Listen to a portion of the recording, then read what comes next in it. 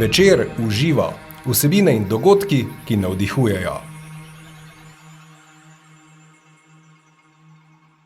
Nov podcast Večer uživa je to, dobrodošle in dobrodošli v naši družbi. Tokrat sem se s svojo sogovornico pogovarjala o srčnosti, kako le ta poganja svetlo in radostno življenje. Kaj se zgodi, ko srčnost v razred prinese učitelj? In kaj, ko zamenjamo pogled na življenje v svetlega in vedrejšega? Zanimive in navdihujoče odgovore bo nanizala profesorica, pisateljica in motivacijska govornica, ki podpisuje priljubljeno knjigo Srčni učitelj. Dobrodošla, Sabina Košmerl Kavčič. Sabina Košmerl Kavčič, dobrodošla, kako ste? Odlično, najlepša hvala za vabilo. Fino. Zdaj, da vas takole v uvodu predstaviva, ste mamica koliko 3 otrokom? Tako. Koliko je najmlajši? 2,5 in 2 najstnici, ne? Enemu malčku, ki je star šele 2,5 in 2 najstnicama, ki sta stari 12 in 15 let. Aha. Tako da dolg čas nam v nobenem pogledu nikakor nikoli ni. Zdaj pa sploh, ko se šolamo v doma, ne? Zdaj, ko je to je pa zdaj svojstven izziv, ja. Čeprav se ustavim, ko bi želela karkoli potarnati, se ustavim, zato ker se zavedam, koliko staršev ima res majhne otroke.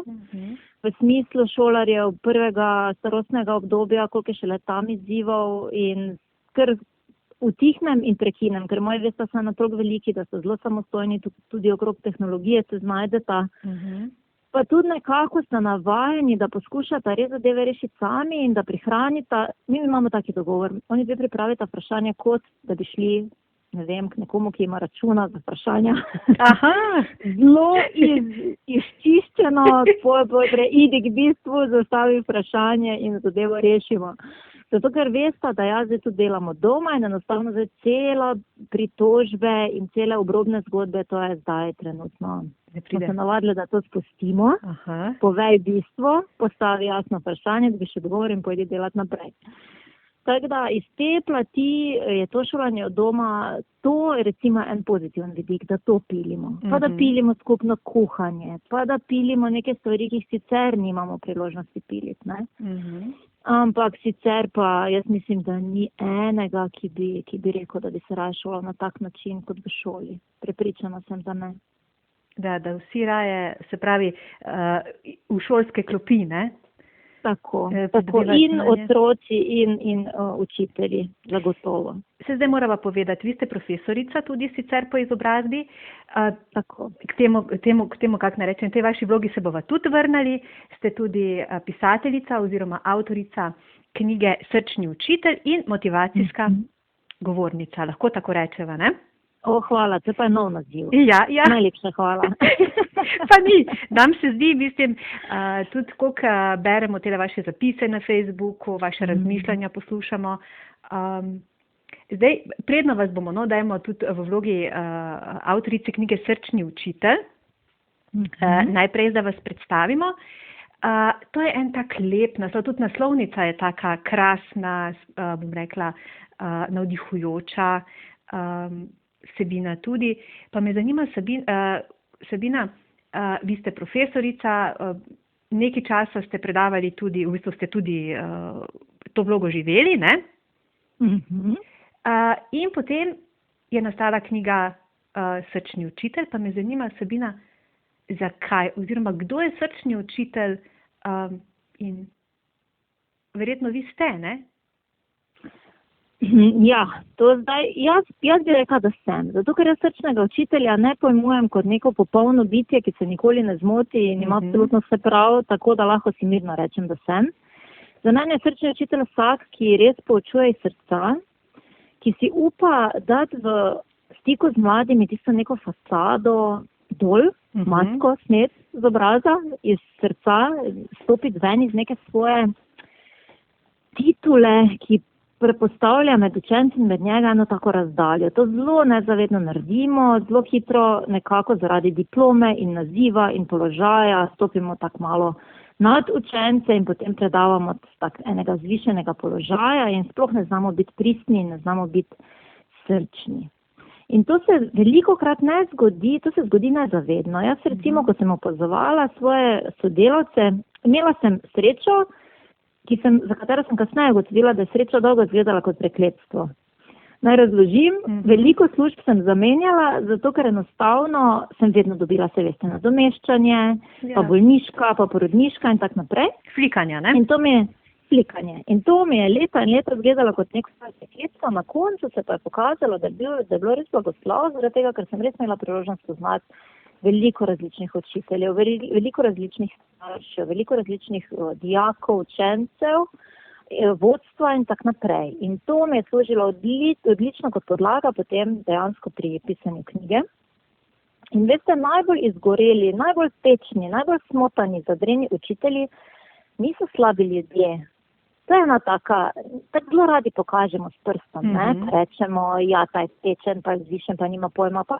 Ampak veste, zdaj tem je veliko ljudi, ki so imeli zelo visoke načrte in želje in tak naprej, ampak jih je nekako sistem in ker niso bili dovolj opolnomočeni z nekimi orodji, jih je to tako razočaralo, da enostavno funkcionirali z ene razdalje in ta razdalja boli tudi njih. Ker jaz mislim, da če bi znal človek se opolnomočiti pa izbrati, bi vsak šel rado s tem v službo, pa bi delil veselje, pa bi ga prijemal. Jaz mislim, da se nihče ne odloči, da se odreže od tega veselja, da postane siten, ker če si ti siten drugim ljudem, si siten tudi sebi, roko na srce. Če pa znaš seboj, pa če znaš s ljudmi, pa če teče od tebe ena taka prijetna energija, pa ljubezen, vse se na vse zadnje v enem zavoju vse skupaj vrne nazaj k tebi. In jaz sem pa skozi leta nekako res moram reči z enim takim nepristanskim opazovanjem iz lastne srčne želje, ker si nikoli nisem želela postati takšna, sem pa začutila včasih, da me potegne tja. Ko je bilo res veliko izzivov, pa veliko pritiskov, pa tudi moja lastna negotovost doma, ko ni bilo stalne službe, pa sem se bala, kaj bo. In veste, človeški vidik, ko se preplete s profesionalnim vidikom, vidiš res, da greš v razred, ne samo kot učitelj, da res greš kot oseba. Človek, ne? Kot človek. In prideš včasih v razred, res poln do vrha in potem je samo kapljica čez rob in se vse izlije. In veste, ko si ti v stiku z odraslimi ljudmi ali pa s kakim nadrejenim ali pa z nekom, ki je na enako visokem položaju, si malo v rokavicah, malo se zadržuješ. Ko si pa v stiku z otrokom, pa ti podzavestno tebi zavore popustijo. Moraš biti res zelo močan, da takrat ostaneš na nekem nivoju, da ne streseš tega na sebe, kar v tebi dejansko se kuha. In ko sem jaz takle sebe opazovala, pa svoje kolege opazovala, se mi je res izkristaliziralo, da bolj kot jaz znam seboj kot osebo, kot slabino. Boljša sem lahko seveda kot mati, kot partnerka, kot učiteljica. In to radi pozabimo. Mi tako mislimo, da zdaj, če si učitelj, pač poučuješ, a ne, in zdaj tista privatna sfera pa nima veze, pa še kako zelo ima veze, ne. Ti, če si nekako znaš narediti znotraj sebe eno tako prijetno okolje, kjer si stabilen, kjer si miren, kjer čutiš ljubezen, kjer čutiš radost, potem se z vsem, kar pride, dosti lažje soočaš, kot če si veš razvran, pa v stresu, pa prestrašen. Polje vsak izziv, že samo ko pride, je že prevelik. In dejansko te tehnike, ta orodja, te uvide, te mite sem tako zelo želela predstaviti, pa sem imela velik zadržek, ker se veste, kaj bom pa jaz zdaj pametovala, ne? No, to sem hotela, ja. Ja, kaj bom pa jaz zdaj pametovala, kaj si bojo pa ja mislili in marsikdo me je tudi opozoril, glej, to ne bo dobro sprejeto, ne? Jaz sem si pa na tisti točki mislila, jaz to moram dati sebe, sem to pisala ob večerih, takrat sem tudi imela dejansko, takrat sem bila noseča, punci sta bili še majhni, tudi je bilo zelo tako, je bilo obdobje v mojem življenju, ko bi lahko rekla, nimam še časa za knjige pisati. Ampak mene je to tako gnalo, taka neka želja, res srčna, lahko rečem, je bila, da sem to pisala pred službo, pa srednoči, če je bilo treba. Meni to ni dalo niti vikendov spati. In dejansko je potem knjiga dozorela za tisk, ko sem bila na porodniški in je bil otrok majhen in mi smo to vse s tem našim dojenčkom odvozili, vse predstavitve knjige. Naš mali je podpisoval knjige, mislim, da je bil star 9 mesecev, bil moj naročil star, ko sem jaz podpisovala knjige. Tako da, na moje veliko presenečenje in veselje so ljudje to pograbili. Res je bilo zelo malo ljudi, ki bi me napadlo ali pa me zavrnilo. Res je to včasih, ko se me ravnatelji, ko me povabijo na kako predavanje, vidiš nekoga, ki pride z veseljem, pa reče, danes bomo pa vas poslušali, pa nekoga, ko pride, ker mu ravnatelj je rekel, da mora priti, ne. Ampak največje veselje me, ko ravno taki ljudje se postisnejo nekam v kot, pa malo mrko gledajo, pa v telefon padajo, pa malo čečkajo, ampak veste, ko jih vidim tako skozi predavanje, ne, ko jim gre na smeh, ne, ali pa ko začnejo, ko nas eno pogledajo, pa ko se prepoznajo v teh zgodbah, to mi je res, moram reči, da to me res vedno gane. Ko nekdo celo pride do mene, pa mi reče, veste, kaj mogoče pa je kaj na tem, bom razmislil, bom raziskal, to me res, to mi je, zato sem napisala to knjigo. No. Evo, in to je potem cilj doseže, ne? Tako. Ravno zaradi takih primerov, takih premikov. Sabina, rekli ste, da v bistvu se ne moramo zdaj ločiti srčnega učitelja od srčnega človeka privat, se pravi zasebno, da to gre vzajemno. Pa me zanima, vi imate eno tako, kot smo uspela razbrati iz vaših zapisov in v bistvu z vašega pojavljanja in razmišljanj, ste zelo, kako ne rečem, zelo odločna, kar se tiče razumevanja življenja oziroma neke življenjske drže. Če zdaj čisto poenostavim, v smislu, da smo odgovorni za svoje življenje in da smo kreatorji svoje realnosti, ne? Dejstvo. Tako. Vedno. Ampak, pa če se tega zavedamo ali ne, ko temu tako je. Tako. Tudi ko se nam dogajajo negativni dogodki, se dogajajo, se pravi, smo odgovorni zanje, ne? Oziroma smo odgovorni za svoje življenje, ampak to je precej obremenjujoče in zastrašujoče za marsikoga, ki bi verjetno najlažje preložil odgovornost na okolico pa na družino.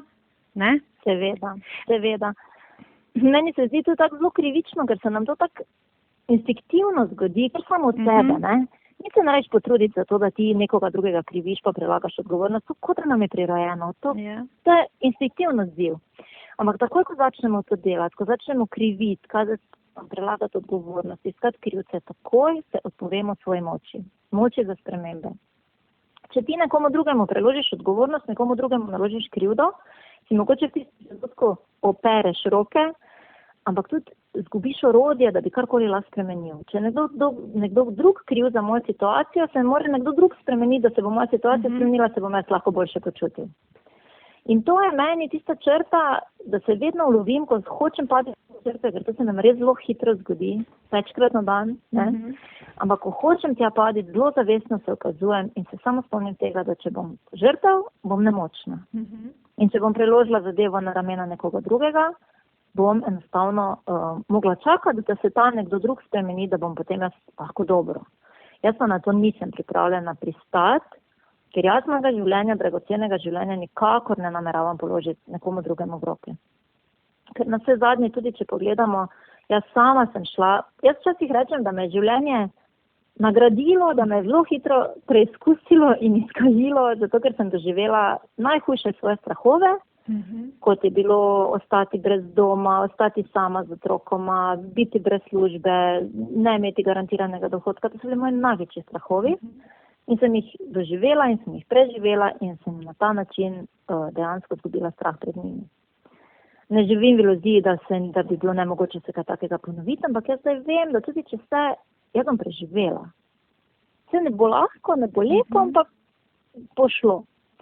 In ko živiš s tem zavedanjem, da karkoli pride, rešitev se skriva, zagotovo, čeprav je mogoče zdaj trenutek ne vidiš, je to zelo osvobajajoče.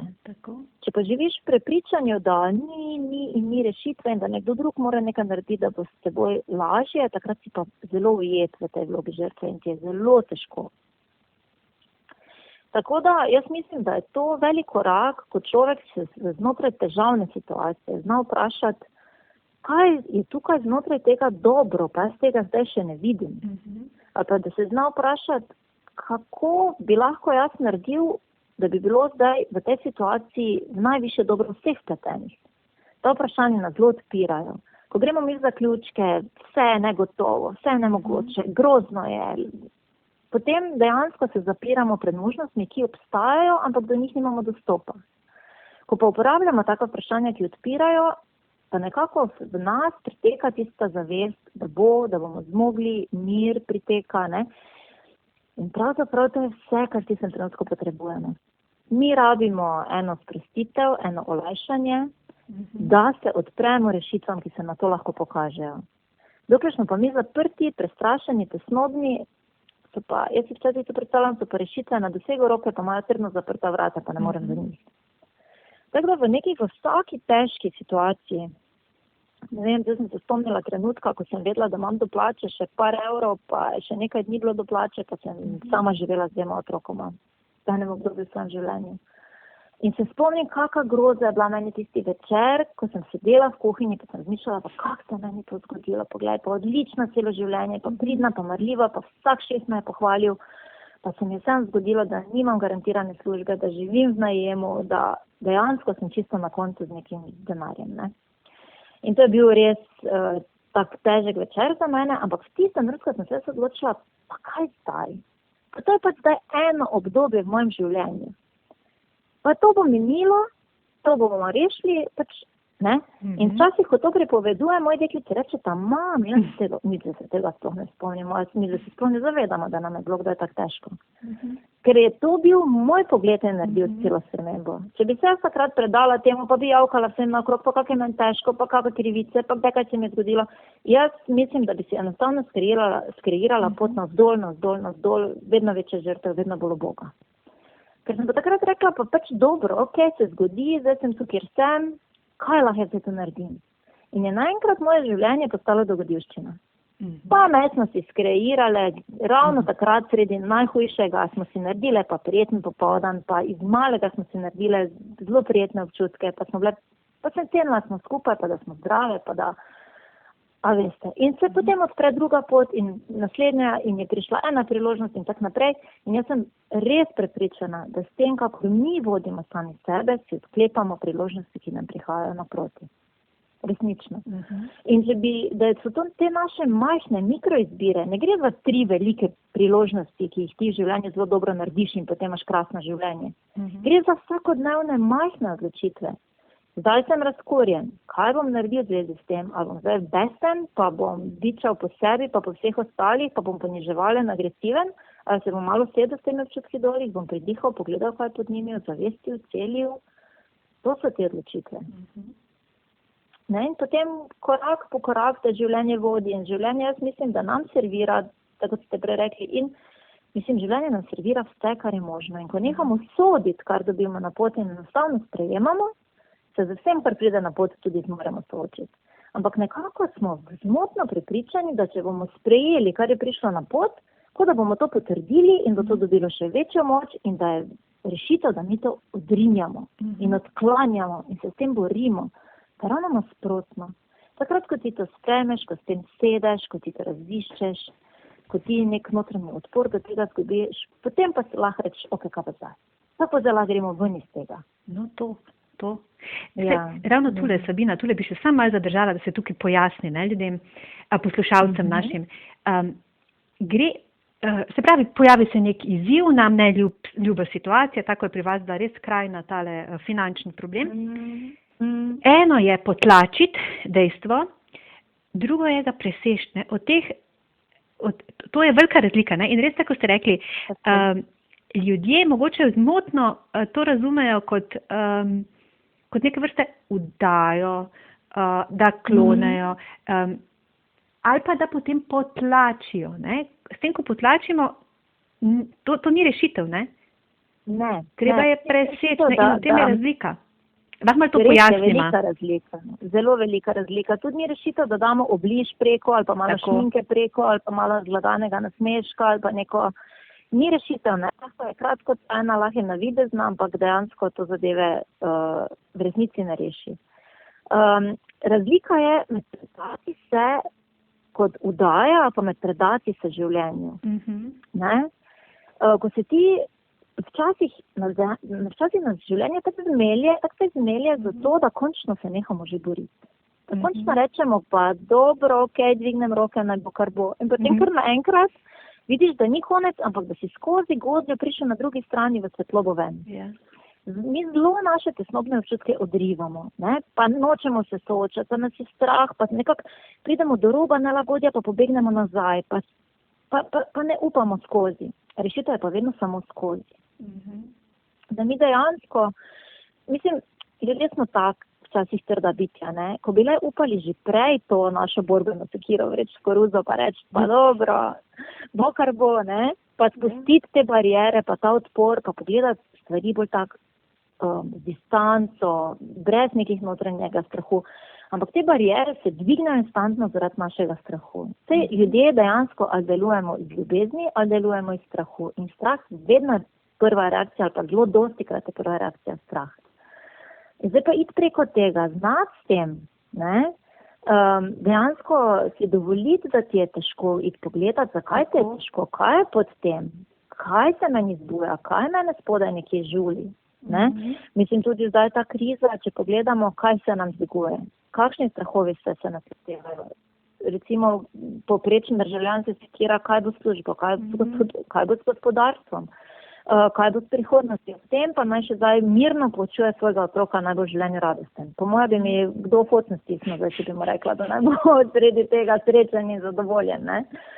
Ampak, gledajte, če se jaz sedem dol sama s sabo, pa si pogledam, kaj če se mi zgodi, da res postanem kreditno nesposobna, kakšne so rešitve. Pa če se znam z nekom pogovoriti, ki ima pojma o tem, kakšne so rešitve, mi lahko da imam nek backup plan, recimo, lahko mu rečem. Pa če pomislim, kaj če se mi res zgodi, da ne vem, najbolj črne scenarije, da si upam iti v njih, da jih upam iti pogledati, osvetliti. In naenkrat ugotoviš, da ni vse tako črno, da za vse obstaja neka rešitev. Dokler pa ti samo takle na robu bentiš, pa se bojiš iti to pogledati, takrat pa res gleda nerešljivo in takrat pa res potem rohniš na svojega otroka, ker ni skapiral snovi, ki mu je učiteljica razlagala popoldan. Ne? In to je naša naloga odraslih, da čistimo po sebi, da smo odgovorni, da zares gremo pogledati, kaj nas žuli, da drugače vso to prtljago dobi serviran otrok. Kdo pa drug? Kdo pa drug stisne na tisto tipko, ko se ves ta gnev izlije? Valjda da otrok. Otrok nima kam iti. Otrok je moral stajati doma. Ne rabimo se bati, da nas bo pustil, tako kot recimo predstavljanje se zadržimo, ker on lahko gre, ali pa pred prijateljem. Ne? Otrok nima kam iti, otrok je od nas odvisen, otrok je manjši, otrok je šibkejši. In hočeš ali nočeš, če ne pogledaš vase iskreno, kaj te boli, bo tista bolečina povzročila, da bo otrok naredil manjši dražljaj, pa se bo na njega zlilo vse, kar je njegovo, pa še vse, kar ni njegovo. Ne? Tako da dejansko res se soočati z našimi strahovi, soočati se z našimi prepričanji, ki so velikokrat zelo lažniva. Soočati se s predsodki, ki se jih sploh ne zavedamo in ves ta strah, ki se zaviguje, vsa ta jeza, vsa ta agresija, vse to buta ven zato, da bi si mi to ogledali. Da bi se s tem soočali, da bi mi to celili, opuščali, se tega osvobajali. Ampak zato je potreben pogum. Zato je potreben pogum, da res sedemo, magari napišemo, res pogledamo svoje srce, sami vase. Ne? In najbolj hecno je, da je potreben pogum samo za tisti korak, ker na koncu odkriješ, da je to tako. In na koncu odkriješ, da je to olajšanje. Yeah. Da je spodaj mnogo manj strašljivo, kot si se ti bal, da si več energije zapravlja s tem, da si se temu izogibal, kot za to, da se v to poglobiš. In ko pa to enkrat ugotoviš, meni je tako všeč Amy Cuddy, ne, ko reče fake it until you become it. Ne. Da dosti krat, ne vem, je mena vizija, moja vizija, kak si jaz želim zadeve reševati, kakšna učiteljica želim biti, kakšna mati jaz želim biti. Ta vizija me je vlekla naprej, da sem si predstavljala, ko bom naslednjič soočena z nekim izzivom, kak želim odreagirati. Da sem bila pripravljena, ko se je naslednjič zgodilo, da nisem bila spet naenkrat zaradi stresnega držaja dobesedno predvržena v stari vzorec, ampak sem že imela vizijo, kak jaz to želim izpeljati. In na začetku se vložiš ogromna energija, kot da bi en drveč vlak skušal preusmeriti. Ne? Ko pa ti ga uspe preusmeriti, to pa spet teče samo od sebe. In dejansko ta orodja uporabljaš en čas, zato da šifneš sebe ven iz vloge žrtve, da šifneš sebe ven iz temačnih misli, da se čistiš, da se res sam sebe ozaveščaš in potem pa stane to tvoj modus operandi. Tako je bilo prej modus operandi, da tlačiš, potem postane, da si pretočen. Točno tako. In je res, jaz bi takrat dala to sporočilo, da čeprav človek včasih pa ne ve, kje bi začel, samo začni. Ja, kjerkoli. Potem se tako, kjerkoli. Tam, kjer si s tem, kar imaš, s tem začni. Ker potem se razkrije novi korak, pa novi korak, pa novi korak in čez eno leto se človek v bistvu obrne in si reče, čist druga oseba sem in čist drugo življenje živim. Ne. Tako da to je bistvena razlika, res, ali se izogibati, ali se z nečim soočati, ali nekaj samo šminkati, ali se nekaj pretvarjati, ali nekaj res iskreno, srčno in pristno reševati. Tako. In to je tudi pomembno, da ko enkrat spremenimo ta svoj koncept, ta pogled na življenje, to ne pomeni, da zdaj, to je zelo pomembno tudi, ne, da zdaj bo vse rožnato, življenje se nam bo dogajalo, ampak mi bomo zdaj imeli urodja, ne? Točno to. Življenje se nam vsem dogaja. Ne prideš nikoli, ne prideš na zeleno vejo, ko rečeš, to še zdaj premagam, pol bo pa mir zavedno. Do penzije pa čez penzijo, že, ne? Tako, to te naše ljube penzije. Ja. Ni, ne, tega trenutka ni, ne. Gre samo za to, da res postaneš ustremljen, močan, da imaš dovolj kondicije, dovolj notranje energije, zato ker je nehaš zgubljati v nepomembnih stvareh. Z nekimi mlini na veter se nehaš boriti, ki ti pijejo energijo in potem ti ostaja energija, da se s svojimi lastnimi izzivi soočaš in jih rešuješ. In vse zadnje, potem si še več kondicije pridobivaš in si še močnejši in si še izkušenejši in še lahkotneje obvladaš. Ne? In meni je bila ena taka prispodoba všeč, nekoč na enem seminarju je rekel zakaj bi ti življenje serviralo 3 kepice, če še eno ne zmoreš? Meni je bilo to tako všeč, ne? Je rekel, ne da ti življenje 3 kepice, če ti še ena po roki povzi, pa ti pada dol z korneta, ne? In če ti znaš s tem, ker si zdaj vse eno res dobro furati, ne? Potem pa ti življenje daš še eno kepico, pa še tisto sfuraš, ne? Pa ti daš še eno kepico. Tako da nikoli ni koncem izzivov, samo ti vedno boljše premaguješ. In to ne gre samo s teoretiziranjem. Ti lahko kup duhovnih knjig prebereš, pa kup tehnik jih veš za njih. Dokler pa ti tega ne začneš živeti, dokler ti tega v najbolj kritičnih situacijah ne začneš uporabljati. Tako dolgo je to samo pač teorija, da veš. Ja. Tako, ne? Ampak res dejansko takrat, ko je lepo, ko mi plujemo, ko se mi razumemo z domačimi, ko imamo dovolj denarja, ko imamo zagarantirane službe, takrat smo na easy, takrat nič energije ne zgubljamo, ampak takrat tudi nič ne rastemo, kar je čisto cool. Ampak takrat se treba zavedati, da ko bo prišel izziv, takrat pa gremo zdaj lepo se opremimo in se lotimo tega izziva. Takrat je pa čas za delo, takrat ni čas za ajme, vjok pa na češnjo, ne? Takrat je čas za delo. In takrat se človek gradi, takrat človek raste, takrat človek pili ono svoje orodje, spozna kakšno novo, sam sebe boljše odkrije, še kakega predsotka se reši, še kako svojo lastno omejitev preseže. To pa se trije v ono obdobje popluje, da se gladko, pa se pečiva. In pol pa prije to obdobje, ko spet je čas za delo. Ljudje pa žal žurajo, ko je vse okej, pa pride izziv pa ajme, konec sveta. Takrat ni konec sveta, takrat je čas za rast, takrat ni čas za predajo v smislu, da je vsega konec. In to se mi zdi, da če smo tudi učitelji takšni, ne? Danes je bilo ravno zanimivo, ne? Je hčerka razlagala, kako se je fajn zdelo, da je učiteljica nekaj vprašala, pa učiteljica rekla, zdaj si me pa dobila, moram iti to pogledati, ne? In je rekla, kako se je frajersko zdelo, da je učiteljica rekla, gled, ta podatek, da sem se pozabila, moram ga iti iskati, ne? In učencu pokazati, da smo vsi samo ljudje, da nič ni konec sveta, da manj soditi, manj obsojati, manj pač rešiš, kar pride. In to se mi zdi otroka opolnomočiti s tem, da ko gre v življenje, mi bi vsi radi svoje otroke zavili vatico v valjda. Noben od nas ne rad vidi svojega otroka, da trpi, sebi in prihrani. Ampak to za njih je dobro, ne? Naučiti jih, kako naj s tem handlajo, ko nekaj pride. To je ta pravo, ne? In otrokom pokazati, da si tudi ti samo od oseba, da ni za tebe konec sveta, če se kje zmotiš, da nič ni narobe, če kaj pozabiš. Tako tudi otrok dobi tisto sporočilo, ko pride izziv, ga bom pač rešil po svojih močeh, bom prosil za pomoč, bom povezoval, bom poiskal rešitev, ne bom enostavno odpovedal, zato ker je zdaj nekaj prišlo. Ne? Ker jih zelo radi vzgajamo v tem načinu, moraš biti najboljši, moraš se odrezati, samo petica velja, ne? In potem se to prenese na življenjsko okolje. Potem se povsod čutijo, da morajo biti najboljši, sicer so brez...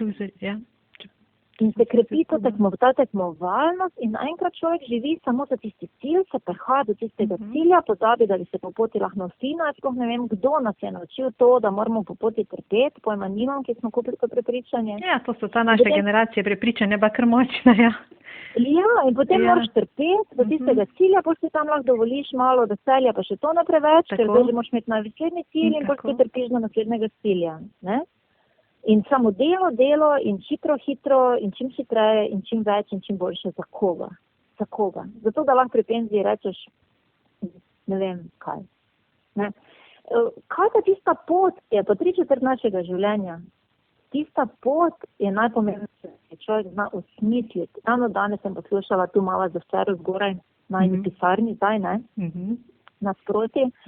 In ne slišim, kako vzdihuje, ne. Na Zoomu je slušalke ima, na mute ima računalnik in ne slišim, kako vzdihuje, ne. Pa rečem, pa dobro, Špela, kaj se dogaja? Pa nani, ne se tak ne da, ne. Da ne se ubija, ne.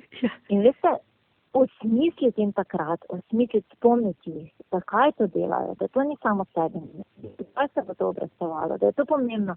Osmisliti pot, ne da pač mora zdaj pripeti do nekega cilja. Osmisliti, osvetliti, neko radost imeti, neko veselje. In to je še za nas odrasle, še mi nismo tako disciplinirani, da bi si to znali narediti. Ne?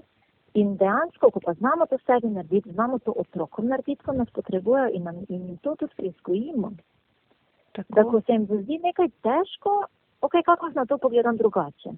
Kako se lahko to olajšam. Kako lahko to naredim na drugačen način. Kako se lahko temu izognemo, če je pretežko, ali če res ne resonira z mano. Da se ne predajo, ker pač treba trpeti. Se pač treba matrati.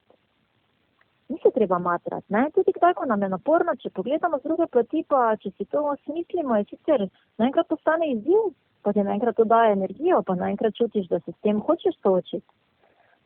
Resno gospodari svojega pogleda na svet, svoje naravnanosti, svojega življenja, svojega attituda, če se že lahko tako izrazim, ne. In če mi to delamo v svojem življenju, če znamo malo svoje otroke, bi res to upozorila, mogoče res jih dajte poslušati, sploh ne. Veste, kako mi manjka to, spomnite se, koliko je nas napolnilo to, da smo šli ven, da smo bili s kolegi, pa smo se presmejali, pa smo špičili kako neumnost, pa so bile tiste prve simpatije. Koliko je to filalo baterije v najsniških letih? To so regulirani, koliko tega ni. Res mi je težko. Pa če si sličim starše, pa reče, ja, pa kaj mi je težko, pa samo učiti se mora, pa se si za nič ne rabi sekirati. Veste, za njihova leta, koliko imajo oni na svojem krožniku, je poln krožnik. Ja. In paziti na njih, na njihovo čustveno stanje, na njihovo psihično stanje, na to, in pomaga, da gledajo ven takrat, ko gleda vse črno pa težko. Ne še nalagati, kaki si, nehvaležen si, si. Res jim je treba pomagati ven. Ne? Mislim, mi smo tisti, ki smo njihovi čuvarji, pa učitelji, pa mentori, pa tak naprej. In če to mi znamo pri sebi delati, bomo znali tudi pri otroku delati in parkrat mu bomo na ta način pomagali, pa on to urodje v svoje roke. Pa bo znal on tak sam sabo. In na ta način zdaj sicer en čas res še ogromno vlaga, ne? Ampak to se res tako hitro obrestuje. Samo obupat, ne? Samo obupat, ne. In res tudi to starševstvo ne pristati na to, da je pač muka, da pač je muka. Pogledati druge plati, ne. Jaz se spomnim, da sem bila tako izčrpana na porodniški, naš mali ni spal po noči, se je zbujal in je zahteval, da vstanem in sem zahteval, se veste, nisem bil drugače, da sem se vstala in ga nosila, jaz sem že tistega nočnega pohajanja že čisto pred in tudi, če ga ati želel prevzeti, ni veljalo nikakor in nisem ga enostavno imela srca odložiti in pustiti, da joka in sem pač hodila, ne. In se spomnim, da sem enkrat sred noči sem se tako hotela res iz srca zjokati, ne, tako izčrpano. In hoda je prišel en preblisk in sem mislila, res ženska, hodiš tu, glej, po lepem stanovanju, z zdravim dojenčkom v rokah, 2 zdrava otroka ti spita v svojih sobah, moški, ki ga ljubiš, spi v tvoji posli, ti boš pa zdaj tu, res bo žrtev in me bilo vam povem, sama pred sabo me je sram postala in takrat je pritekla energija v moje telo, da sem ne zmogla. Telo dosti krat je na polovici, ko mislimo, da smo že čist konec. Veste, mi smo zelo tak precej smo razvajeni. Ne? Tako. In ko mislimo, da smo že čist fertik, v resnici samo rabimo mogoče en drugačen pogled, Tako. eno notranjo moč zbuditi, ne? In potem pa vidiš, se še je zaloga. Ne? In potem začutiš to moč in ti da se drugič še več moči in se še bolj stabilnega počutiš in na tak način postaneš ena sama svoja baterija. Ja. Ne? In je res to, pač ne pristati, da zdaj pač trpim, da sem pač Boga mati in ne vem kaj, ne. Obrniti pogled, izprašati svoje misli, izprašati svoje občutke, pa je to res, pa sem zdaj res tak Boga, pa zdaj res tak čist na koncu, pa sem res zdaj tak, da tu zdaj bom histerično jokala v dveh noči, ne. In res, če se človek malo ustavi, pa se malo sooči s temi težkimi občutki, pa se malo izpraša, na koncu se res smejimo, ne. Se res samemu sebi nasmejimo, pa se tako malo krami, pa si rečemo, no, ne, malo si se spozabila. Krasno, Sabina. To je tak, hvala za vso tole svetlobo, ki nam je zdaj nizate. Res. In to slikovitost in to moč, verjamem, da boste v marsikomu prebudili oziroma ga spomnili na moč, ki jo ima. Seveda jo ima. Tako je. Sabina, zdaj mi imamo moto naših podcastov je vsebine in dogodki, ki navdihujejo. Naši sogovorniki ste taki navdihujoči. Pa me zanima, kaj pa vas v življenju navdihuje, kaj vam razpira krila? Zdaj nekaj smo že slišali. Ja, definitivno mislim, da sem velik knjižni mol. Jaz si življenje brez knjig ne znam predstavljati. Jaz res to, otroci vejo, mož ve to, na mojih nočni omarci pa po celi hiši, to je, včasih sem brala stikno samo po eno knjigo, zdaj se je to spremenilo, zdaj jih imam kar nekaj hkrati predelujem. Pa čeprav nimam veliko časa, ampak to je vsaj malo pred spanjem, pa zjutraj, pa pri kavici, pa pri pauzi. Jaz lahko delam cel dan z računalnikom, pa si bom vzela pauzo za hrano, pa bom malo pokukala knjigo vmes, pač taka scena. Mene to tako napolni, pa včasih si da mogoče, res pa je, da takrat, ko čutiš, da se ti ne da poslušati za nekaj na YouTubeu, nekega, ne vem kaj, nekoga, ne. Ravno takrat to najbolj rabiš. In da si takrat rečeš, niti, najlepše bi se z dekico čez glavo pokrila, pa se skrila pred svetom, ampak zdaj bom vseeno jaz sama sebi to dala v ušesa, zato ker da vidim, če bo kaj drugače in je vedno drugače. Vedno spremeni. Malo pobrskaš, toliko dobrega gradiva obstaja na YouTubeu, res. In vsak toliko, koliko je govorcev, koliko je nekih strokovnjakov, najdeš nekoga, ki resonira s teboj. Mogoče ne resonira z vami to, kar resonira z menoj, ampak če boste malo iskali, ker vam bo mar zaste, ker vam bo mar za svojo naravnanost, boste našli nekoga, ki vam res pihne na dušo. In ko bo res težko, ko vam bo nisi slučajno za nekoga gledal, moraš tam sebe prijeti rokice, pa si reči, prav zdaj moraš nekaj pogledati, ne. In si potem res zarolaš neki, ali to za koga, pesem, za mene recimo kak res dober govor, kak res dobra misel in si kaj takega dam gor. Moram reči, da mene vsako popoldan najbolj napolni to, da vzamemo otroke in psa in gremo čez drn in strn, da se zadihamo. Tudi takrat, ko je zunaj mrzlo, pa ko je temno, pa ko pojem tisto kosilo, pa si nečim manj šans.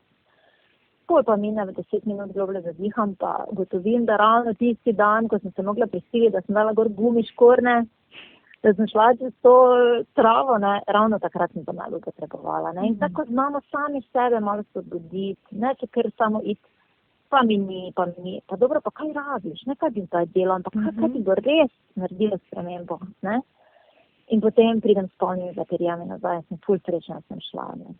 Tako gibanje, narava, živali, jaz ful rada jaham, jaz kome čakam sobote, da lahko grem za uro na konja, da sem lahko to, kar je za druge punce blešice, so za mene blato na jahalnih škornjih, ne.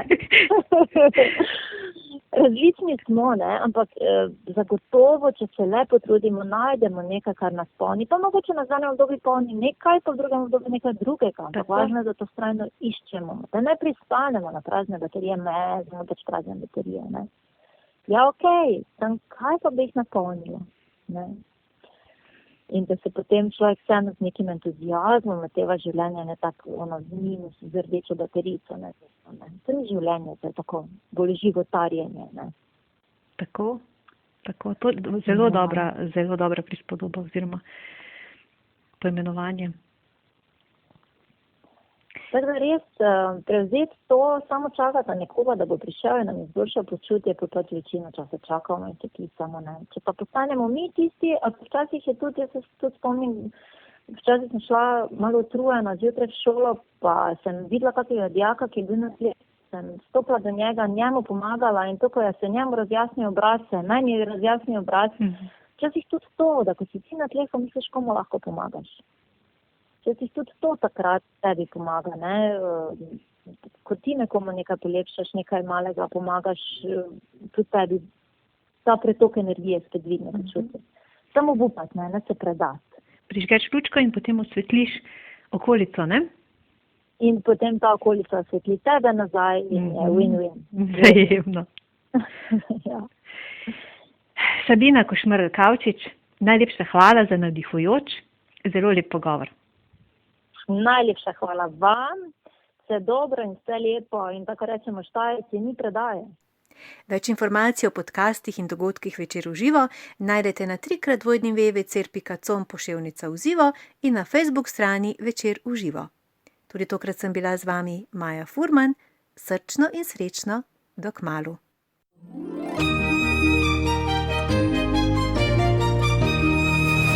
Večer v živo. Vsebine in dogodki, ki navdihujejo.